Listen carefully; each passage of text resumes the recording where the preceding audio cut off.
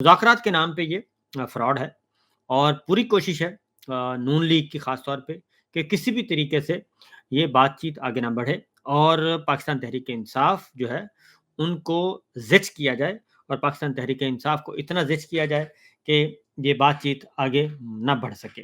और क्योंकि नून लीग बिल्कुल भी संजीदा नहीं है और उसकी वजह ये है कि मुस्लिम लीग नून के साथ-साथ मुस्लिम लीग नून के साथ एमक्यूएम भी ये नहीं चाहती कि ये मुज़ाकरात कामयाब हों और फिर उसके साथ है काफ लीग, वो भी नहीं चाहती।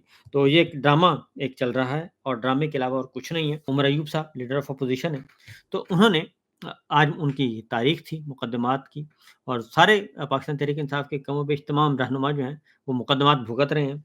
तो उन्होंने स्पीकर साहब से कहा कि आज का आप मौख़र कर दें 1-2 दिन आगे ले जाएँ तारीख क्योंकि हमारे बहुत सारे दोस्त जो हैं, वो अवेलेबल नहीं हैं और एक आध मुल्क से बाहर है, बाकी सारे उनकी मुकदमात उनके खिलाफ हैं और उनके केसेज़ हैं अदालतों में, इसलिए वो आज नहीं पहुँच सकेंगे। तो स्पीकर साहब ने बजाय इसके कि उनकी एप्लीकेशन को, उनकी रिक्वेस्ट को उनको ऑन करते और ऑनर करते, लेकिन उन्होंने नहीं किया। उन्होंने कहा कि नहीं, आज हम स्टार्ट करते हैं। तो आज फिर पाकिस्तान तहरीक-ए-इंसाफ़ के सिर्फ़ असद कैसर साहब थे कमेटी में और बाकी जो 2 मेंबर्स थे, वो मजलिस वहदतुल मुस्लिमीन के सरबराह थे, सेनेटर राजा अब्बास साहब और सुन्नी तहत काउंसिल के सरबराह साहिबज़ादा हामिद रज़ा साहब थे। पीटीआई के बाकी लोग नहीं थे। अब क्या कर रहे थे पीटीआई के रहनुमा और इस वक़्त माहौल कैसा है ये बाहर का, वो मैं आपको बता देता हूँ कि शिबली फराज साहब आज इंसदाद दहशतगर्दी अदालत में पेश हुए। 5 मुकदमात में उनकी अबूरी ज़मानत का मामला था और 5 मुकदमात में उनकी अबूरी ज़मानत मंज़ूर हुई। शिबली फराज साहब की 17 जनवरी तक उनकी मंजूरी हुई है जी।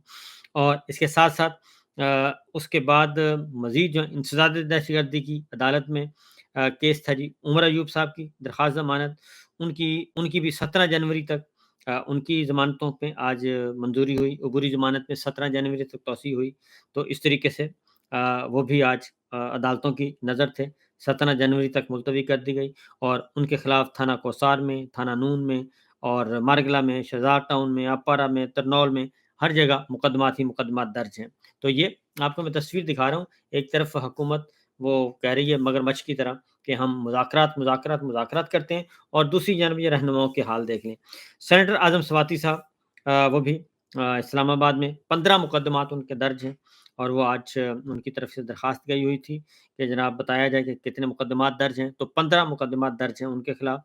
और इसी तरीके से खदीजा शाह साहिबा जो एक तवील अरसा जेल में काट के आई हैं, जेल में रही हैं और उनको भी एक नाकर्दा गुनाह की सज़ा दी गई और उनसे भी पुराने बदले लिए गए, उनके ख़ानदान क्योंकि उनके नाना जो थे chief of army staff Asif Nawaz Janjua, उन्होंने बीएमडब्ल्यू वापस की थी मियाँ शरीफ साहब को, नवाज़ शरीफ साहब के वालिद को, क्योंकि उनको रिश्वत के तौर पे बीएमडब्ल्यू दी थी, उन्होंने वो चाबी वापस कर दी थी और तो खदीजा शाह उनकी नवासी हैं, तो उनसे वो इंतकाम लिया जा रहा है। तो खदीजा शाह अब वो उस सुप्रीम कोर्ट ऑफ पाकिस्तान ने जो कमेटी बनाई है जेल रिफॉर्म्स कमेटी, उनकी भी एक अहम रुकन है।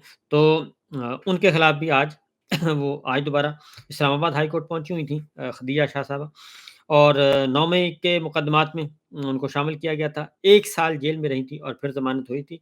तो अब जो है मज़ीद उन पे मुकदमात दर्ज कर दिए गए हैं और उनको पता चला उन्होंने कहा जी कि पता चला है कि ये खुफ़िया मुकदमात हैं और मुझे ये दोबारा गिरफ़्तार करना चाह रहे हैं क्योंकि उन्होंने विज़िट किया था अडयाला जेल का और अडयाला जेल में जजेज़ रिफॉर्म्स कमेटी ने, तो उन्होंने वहाँ पे इसरार किया था कि हमें आप सियासी कैदियों से भी मिलवाएँ और इमरान खान साहब से भी मिलवाएँ और हमने उनके सेल का विज़िट करना है और उसके बाद हमने रिपोर्ट सबमिट करनी है कि क्या आया उनको मतलूबा सहूलियात जो आइन और कानून कहता है जेल मैनुअल के मुताबिक उनको मुयस्सर हैं या नहीं।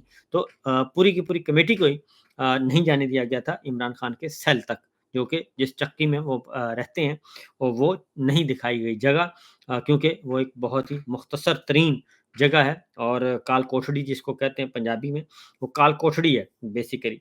तो इसलिए अब खदीजा शाह साहब को दोबारा गिरफ्तार करने के उनके खिलाफ मुकदमात कायम किए हुए हैं। एक और जी डी चौक के मुकदमात में वो मैंने आपको बताया कि था उमर अय्यूब साहब का।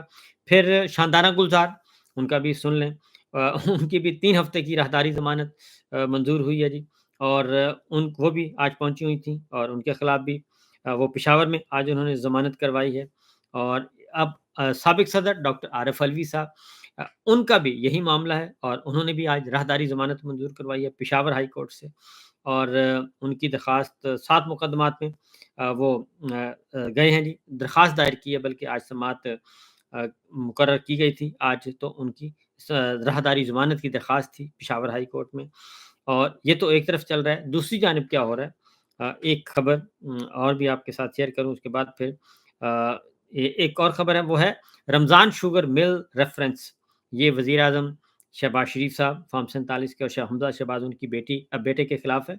और इस पे आज बर्रियत की दरख्वास्त दायर की गई है कि जनाब वो बिल्कुल बेगुनाह हैं, इनोसेंट हैं, मासूम हैं। और नैब ने ये केस गलत बनाया है और ये केस एंटी करप्शन कोर्ट मुंतकिल हुआ है। सरकारी खजाने से रमज़ान शुगर मिल्स के लिए नाले की तामीर का इल्ज़ाम लगाया है, वो केस है। लेकिन अब उसमें बर्रियत की दरख्वास्तें दायर कर दी गई हैं। यकीनन ये दरख्वास्तें मंज़ूर हो जाएँगी और खस कम जहाँ पाक, लिहाज़ा ये हो जाएगा जी। अब आते हैं एक और जो खबर है, अ, आलमी दबाव जो है वो एक तरफ ये चल रहा है, लेकिन आलमी दबाव भी मौजूद है। और पाकिस्तान तहरीक-ए-इंसाफ ने जो मुतालबात रखे हैं मुज़ाकराती कमेटी के सामने, सरफ़हरिस्त इमरान खान का मुतालबा है कि आप सियासी कैदियों को रिहा करें। तो उनका ज़ाहिर है जी वो नाक कटने का मामला है। 1000 तक तो वो गिरफ्तार कर 1000 कारकुनान तक तो पेशकश की है पीटीआई को कि जी हम 1000 कारकुनान आपके रिहा कर देते हैं। और लेकिन अभी तक ज़ाहिर है तादाद बहुत ज़्यादा है, तो बात नहीं बन रही। अब आगे आते हैं जी डी चौक एहतजाज के सिलसिले में, जो आज इंसदादे दहशतगर्दी की अदालत ने 57 पाकिस्तान तहरीक-ए-इंसाफ के 57 वर्कर्स की ज़मानत आज मंज़ूर कर ली है।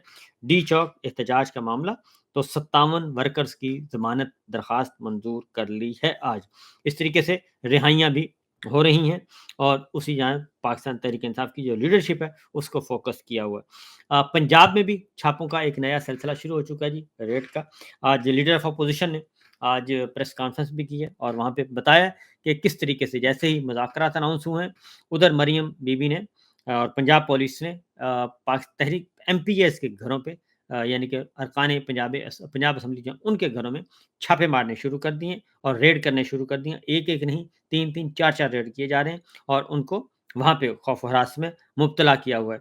मकसद सिर्फ़ एक ही है कि किसी भी तरीके से पीटीआई जो है, ये मुज़ाकरात का जो टूटना है, मुज़ाकरात टूटें, मुज़ाकरात ना हों और ये इल्ज़ाम भी पाकिस्तान तहरीक-ए-इंसाफ पे आए, इसलिए उनको किया जा रहा है, उनको उभारा जा रहा है, उनको इश्तियाल दिलाया जा रहा है।